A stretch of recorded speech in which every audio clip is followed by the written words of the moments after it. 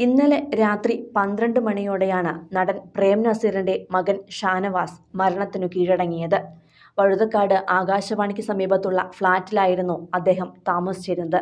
വൈകിട്ട് 7 മണിയോടെ ആ ഫ്ളാറ്റിൽ വെച്ച് അദ്ദേഹത്തിന് അസുഖം മൂർച്ഛിക്കുകയും അതിവേഗം ആശുപത്രിയിൽ എത്തിക്കുകയും ചെയ്തുവെങ്കിലും മരണം കീഴടക്കുകയായിരുന്നു.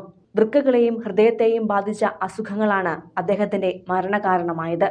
കഴിഞ്ഞ 4 വർഷത്തോളമായി അസുഖം ബാധിച്ച് ചികിത്സയിലായിരുന്നു അദ്ദേഹം.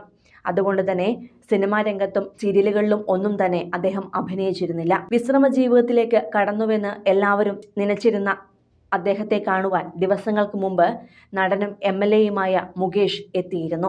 അപ്പോൾ മുകേഷ് അദ്ദേഹത്തിനൊപ്പം ഒരു ചിത്രം പകർത്തുകയും അത് അദ്ദേഹത്തിന് ആദരാഞ്ജലികൾ അർപ്പിച്ചുകൊണ്ട് സോഷ്യൽ മീഡിയയിൽ പങ്കുവെക്കുകയും ചെയ്തു. രോഗത്തിന്റെ എല്ലാ അവശതകളും അദ്ദേഹത്തിന്റെ മുഖത്ത് കാണാമായിരുന്ന ആ ചിത്രമാണ് ഇപ്പോൾ പുറത്തു വന്നിരിക്കുന്നത്.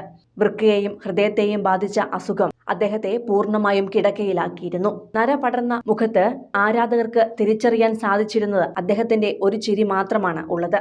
മുഖവും കണ്ണുകളും കവിളുകളുമെല്ലാം നീരുവച്ചിരിക്കുന്ന അവസ്ഥയിലായിരുന്നു ഉണ്ടായിരുന്നത്.